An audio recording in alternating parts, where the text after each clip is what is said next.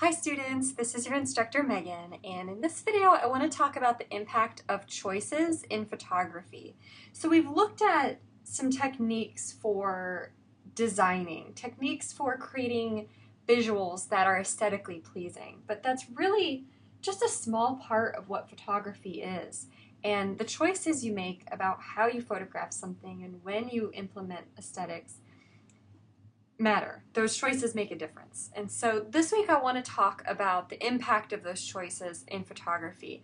And you've probably, I'm sure at some point studied, or at least studied on your own, this concept of responsibility when it comes to creating images and what it means to make decisions about how we portray images. And you've probably heard this framed in a sense like the one you're seeing here, this idea of photo manipulation. When thinking about the ethics of photography, it's really easy to latch on photo manipulation as an ethical issue because it's so obvious. There's a clear interference in how an image is presented when we're talking about photo manipulation. So on the left you're seeing an animated GIF of Kelly Clarkson before and after photo retouching. And this GIF is often used to discuss the effects of photo editing on self-esteem of the viewer, and especially self-esteem and body image in women, and what kind of idea women, especially young women and girls, get from seeing these manipulated images everywhere and never seeing bodies like their own represented in advertisements and TV shows and things like that, because we're constantly selecting only certain types of bodies and then we're editing bodies that don't fit into that type. And so you see issues like this. And over here on the right, this is a set of images from the H&M website. This is the images that you see. These are the images that you see as you browse products. And they're actually, the way these are made is the bikinis, in this case, are put on mannequins, and the mannequins are photographed, and then a computer algorithm is used to turn the mannequins into more realistic looking human bodies. So these are actually mannequins that have been edited through CGI to look human, and then real models' faces have been put on the bodies. So that's why the bodies all look the same. They're literally the same mannequin wearing different clothes that have been edited to look somewhat different. And again, this brings up the issue of editing pictures. You know, when people see these images, do they believe that these are real images? And if so, how does that change their view of the world and what they think about themselves and those around them? So this is an easy way of framing the issue of choices in photography. How do we edit photos? How do we manipulate photos? What is the effect of that? Should we be able to do it? Is it right? Is it wrong? But to focus on photo ethics as an issue of photo manipulation after the photo has been taken is really overlooking the photographer's power. And this week you're reading On Photography by Susan Sontag, and one thing that she's trying to do is to get you to think about how the decisions you make when you are photographing, and even what you think of photography, whether you believe it's about information or you believe it's about beauty, and how you think of photography changes the power of photography and the message that you send with the photographs that you take. So the impact of choices in photography starts the moment you decide to take a picture. Even before that, really, the moment you decide that you're going to take a picture of something, even before you've decided what it is.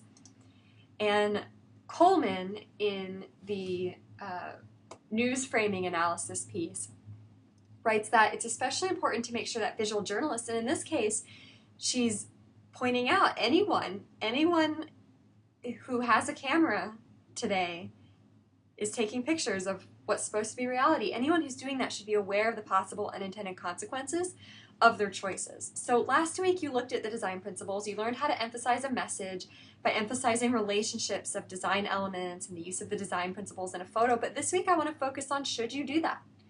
When should you do that? The impact of employing those principles and Gestalt laws of the impact of those things on what your photo is and what it means and how it affects culture. So the impact, this week we're going to talk about the impact of choices that you make in choosing what to cover, composing a photo using the design principles and other principles, which I'll introduce, the idea of non-intervention, the idea that if you're taking a photo, you're necessarily not intervening, you're not active in what you're photographing, selecting photos, presenting a set of photos, and how that affects what your audience believes and the message that they get. So some key terms and theories for this week: visual framing, agenda setting. We're going to look at photographic lenses, which means not the physical lenses that you put on a camera, but rather lenses as in ways of thinking about photography, which is what the Sontag piece is all about. Photo ethics, and the idea, again, of intervention or non-intervention. So a good way to frame this week is to look at Sontag's argument. Sontag writes that photography is a struggle between truth-telling and beautification. Photographs that are often considered interesting or meaningful have some kind of conflict between these two things. Can you have a photograph that tells the truth? Is that even possible, to tell the truth, the whole truth with a photo? If you have photographs that are beautiful, that focus on beautification, do they tell the truth? Can you have a photograph that's truth-telling and beautiful, or is that not possible? So she's looking in her piece this week at sort of the interplay between the uses of photography. Photography can be used to document in an attempt to tell the truth, and it can be used to sort of inflect meaning, to persuade, to serve as an interpretation of the world. So these are the two main sort of frames or lenses for photography. We tell the truth, or we provide some kind of insight or perspective. Can we do both? Are these at odds with each other? And in what uses of photography might we lean more toward truth-telling, and what uses might we lean more toward beautification? Is it possible to be 100% one or the other? So she writes, in deciding how a picture should look, in preferring one exposure to another, photographers are always imposing standards on their subjects. Although there's a sense in which the camera does indeed capture reality, truth-telling, not just interpret it, beautification, photographs are as much an interpretation of the world as paintings and drawings are. So Sontag challenges the notion that photographs are truth-tellers. She challenges the notion that photographs are a representation, a 100% representation. She concludes that photographs, by nature of being produced by a person and involving choices, become interpretation of the world just as much as a painting or a drawing can be. So let's talk about visual framing, because this is a key theory for this week. Photographs are often used in the media, and they're shared through media.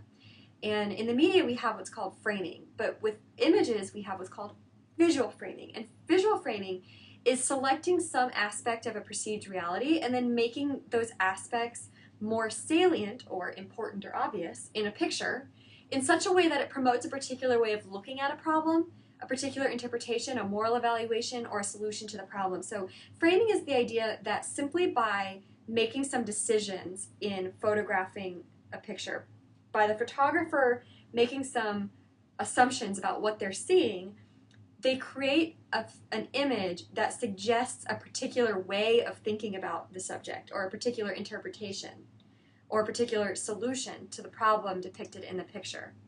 Visual framing is a continuous winnowing process, so it begins with the choice of events to cover, followed by the choices the photographer makes, and then how to take those pictures, and which ones to submit to the media, which ones to share. So we're going to look at that process and look at some examples of how framing works, and how the decisions that you make as a photographer, or even as a photo editor in selecting pictures, make an impact on culture. So by choosing what to photograph, you've already made a decision about what's important, about what is worth seeing. And Sontag has a lot to write about this. She suggests that there's some basic photo activities that people engage in: photographing the family, photographing events. And we've decided that these are things that are worth seeing. She brings up in one section of her essay, she brings up the idea of photographing as suggesting beauty. She writes that you wouldn't take a picture of something ugly unless, as if to say, this ugly thing is worth seeing.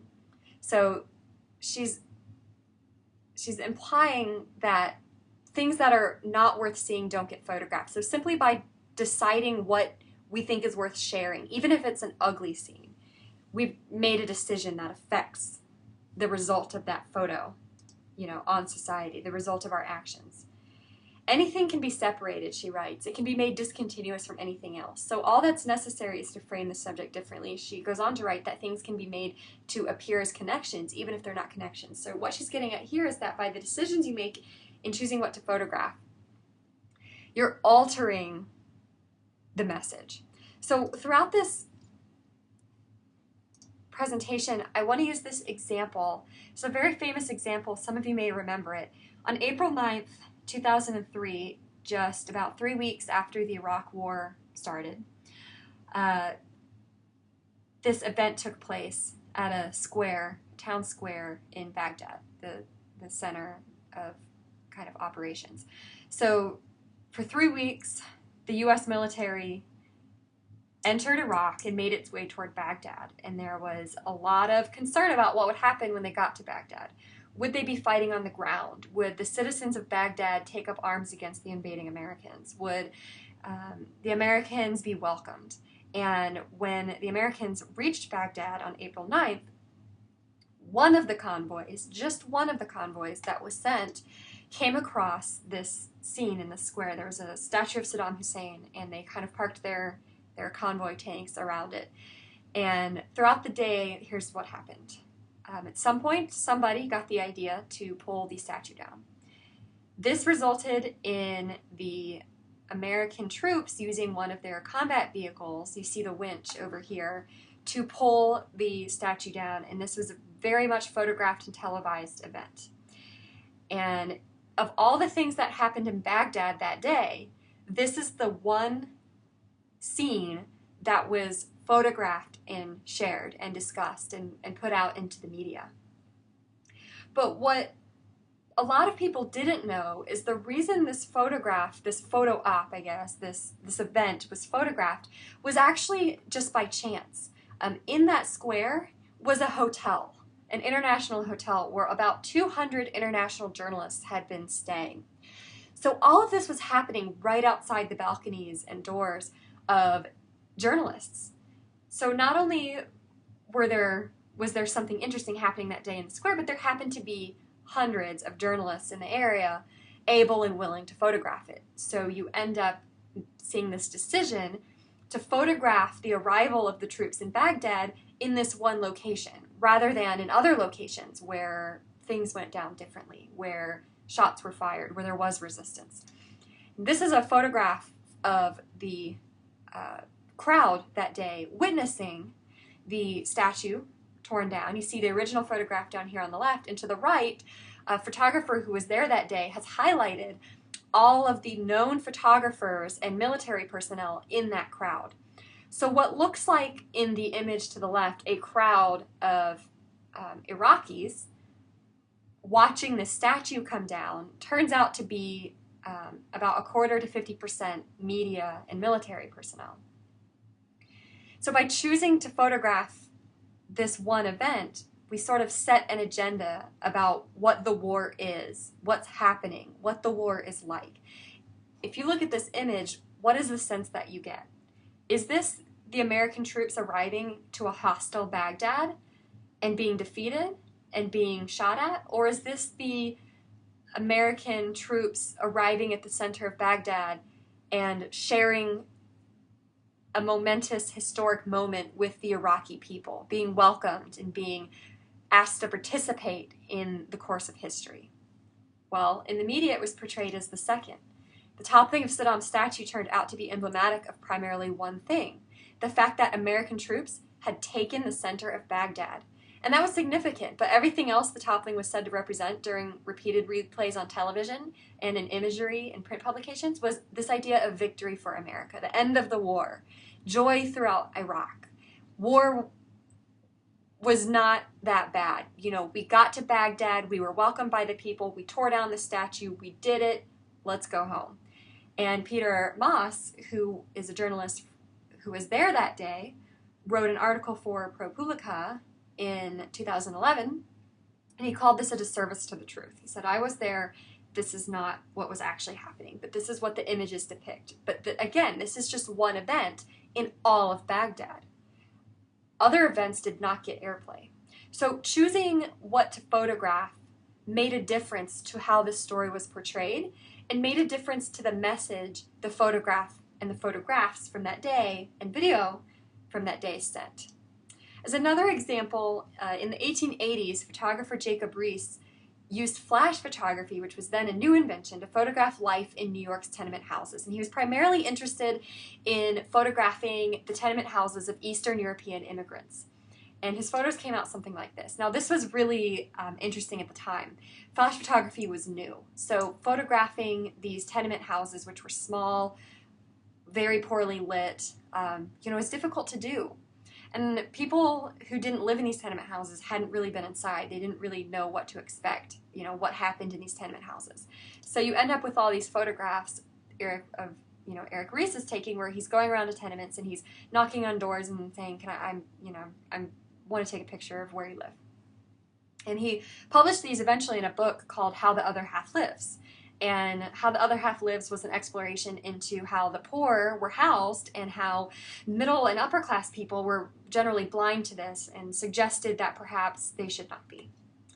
But one criticism of his work is that tenement housing was not a permanent situation for many of the immigrants. For many immigrants coming into New York, first arriving, tenement housing is where they went out of desperation, out of lack of choice. But eventually, many of these people went on to live in better housing and to contribute in different ways to society, in ways that weren't being shown in Jacob Riis's photographs. Riis himself had lived in a tenement house and ended up being a famous photographer. So Riis did not photograph what came before or after tenement life, if anything did for these people. He captured a moment in time. So choosing what to photograph makes a difference. How the Other Half Lives is always remembered as a series of low-income people living in squalor. And that tells the story in one perspective, but it doesn't tell the story of those people before they arrived and after they arrived. So by choosing what to photograph, whether it's a location, in the example of the square in Baghdad, or whether it's a time, the time at which people were living in tenement houses, you reduce, you leave out part of the story. Choosing how to photograph a subject also changes how the photograph speaks. So choosing to photograph, you have to choose an angle and you have to choose a distance. So let's look at angle. You can shoot from different angles. From above, from eye level, from below, from a bird's eye view, from what's called a Dutch tilt, which is when the photo is slightly tilted a little bit. From above emphasizes weakness in the subject. From below emphasizes power. So let's look at an example. These are photographs from a series by Joanne MacArthur called We Animals. And she photographs a lot of different topics relating to animals. And she's coming from a perspective of not believing that animals should be property. And in this photograph, she's photographing a marine park that has bears as one of their attractions. And it's photographed from a high angle. We're over the bears, and as a result, the bears have this diminutive stature. The bears appear to be begging. The bears appear small and weak over our looming view.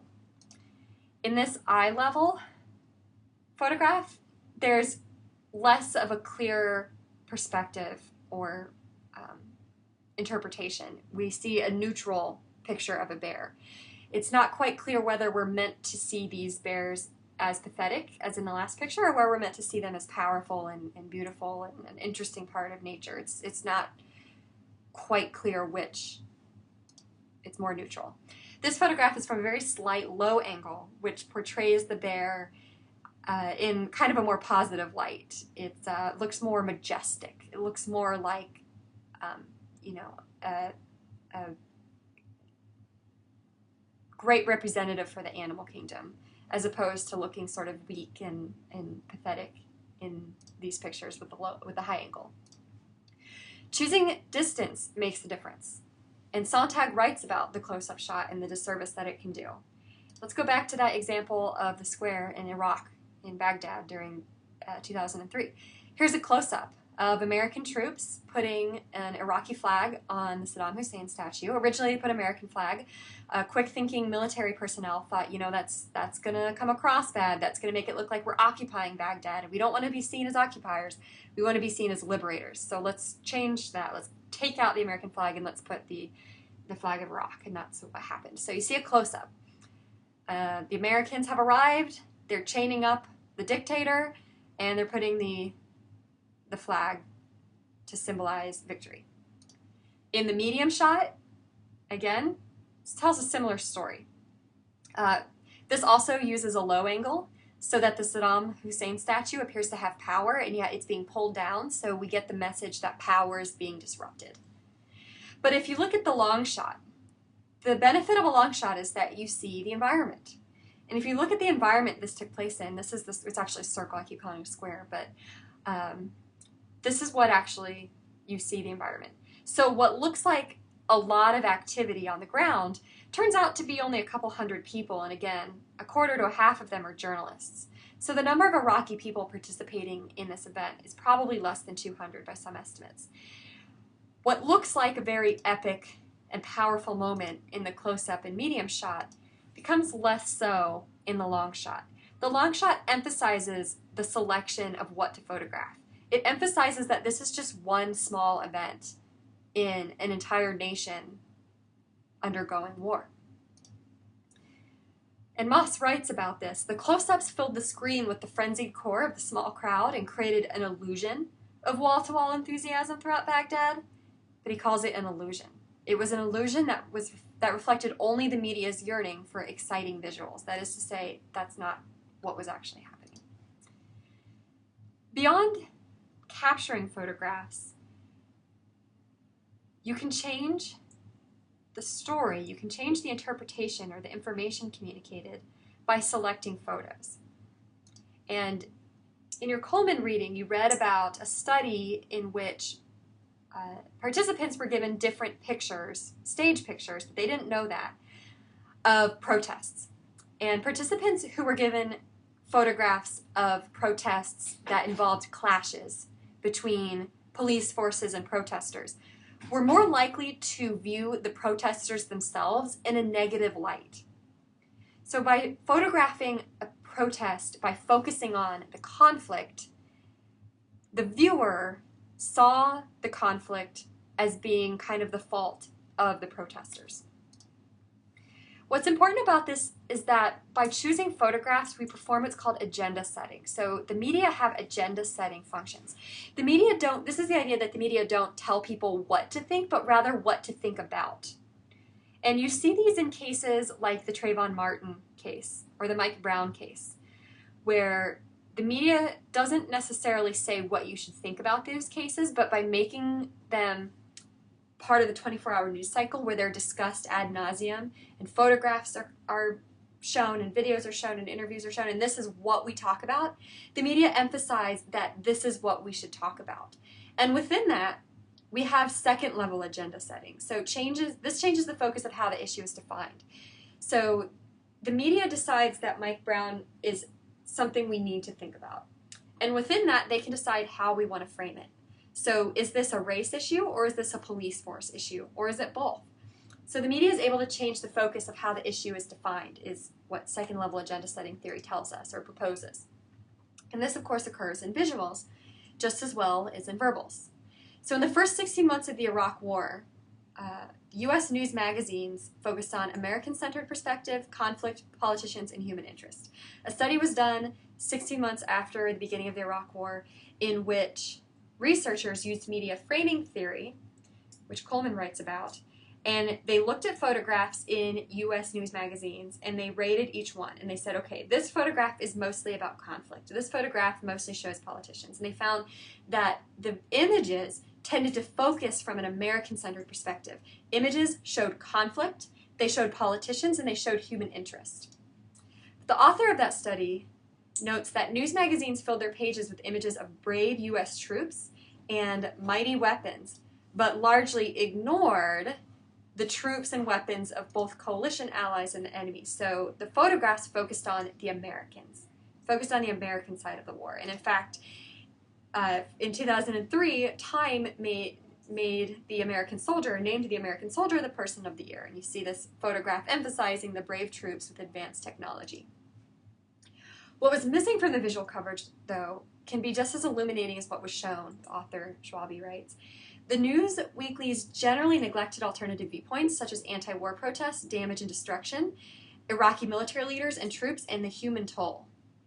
So by choosing what we photograph and how we photograph it, and then choosing from a body of work, just a couple pictures, we end up reducing a story to a certain frame, a certain agenda. Let's talk about editing photos. I'm going to keep this piece pretty short because I think we've all kind of studied that idea of editing photos. You can manipulate a photo to show a different thing. This is a very well circulated online example of how cropping a photo can change the story. In the middle, we see two soldiers.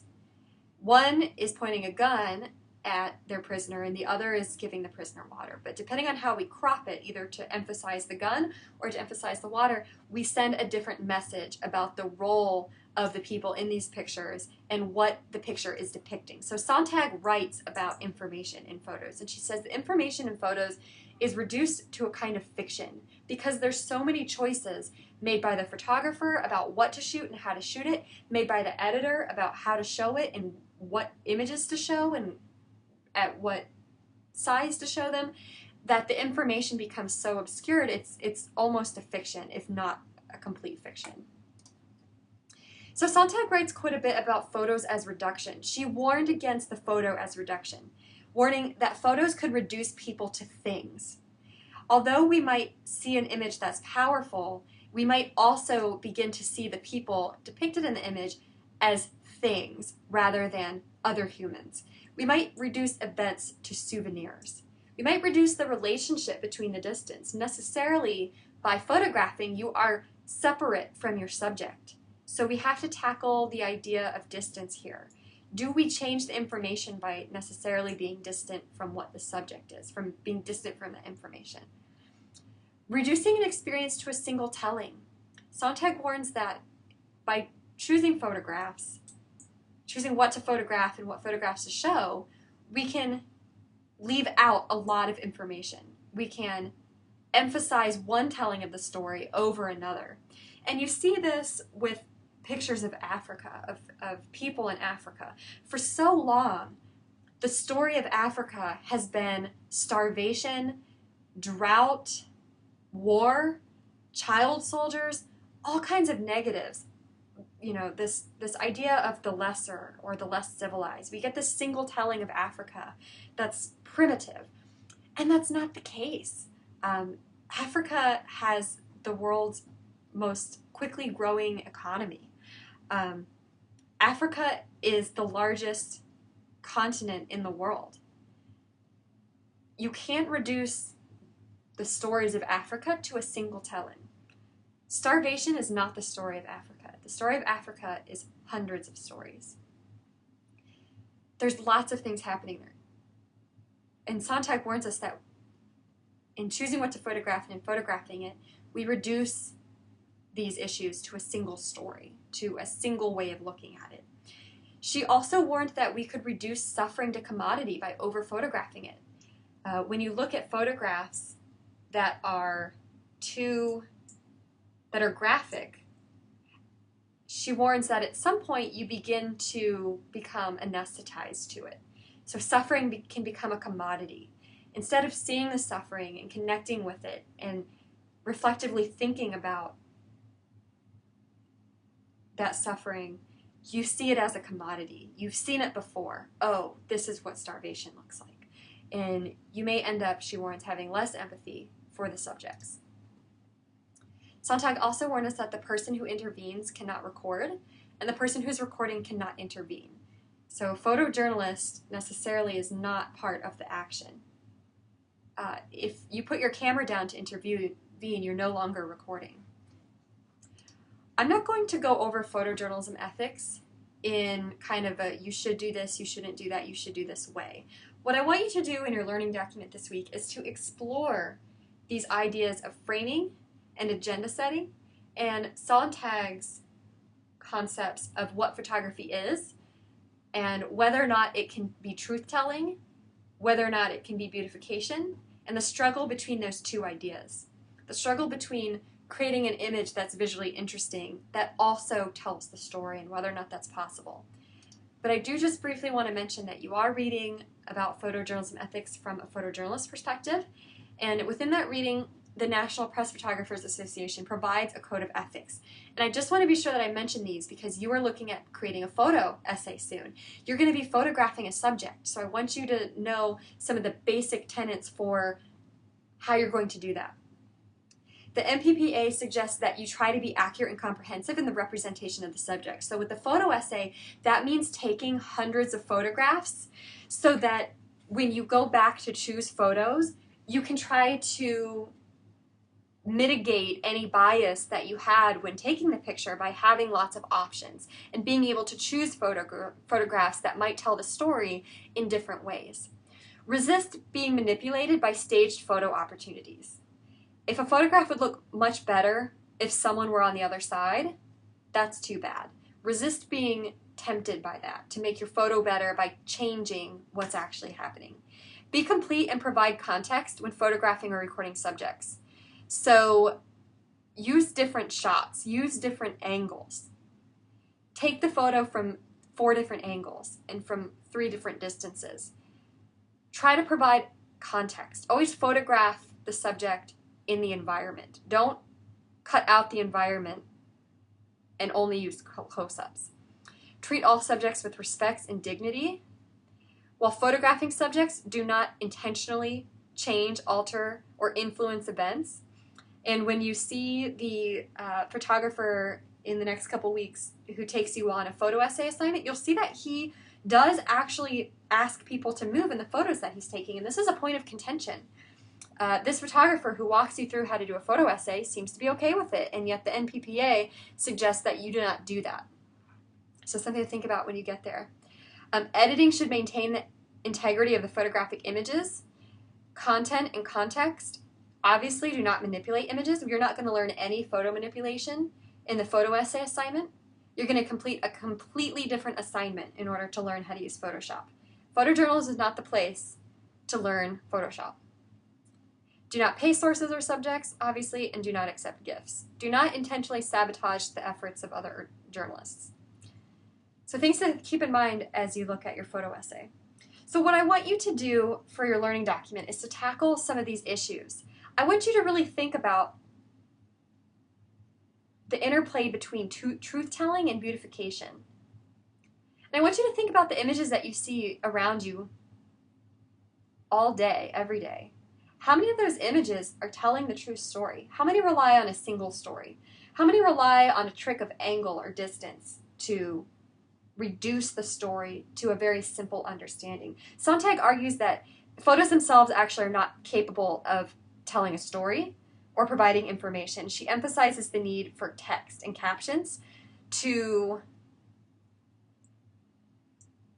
provide additional context. I want you to think about these issues in your learning documents. And then for the upcoming group meeting, you're going to talk about your learning document.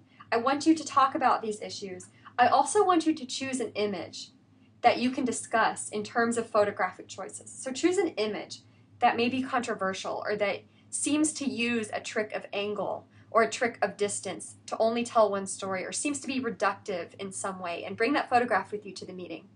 If you have any questions about those assignments, please feel free to contact me, but I really look forward to seeing how you tackle some of these issues this week and where you land in considering whether photographs can even tell the truth at all. Are they information or are they interpretation? Or are they some mix of the two?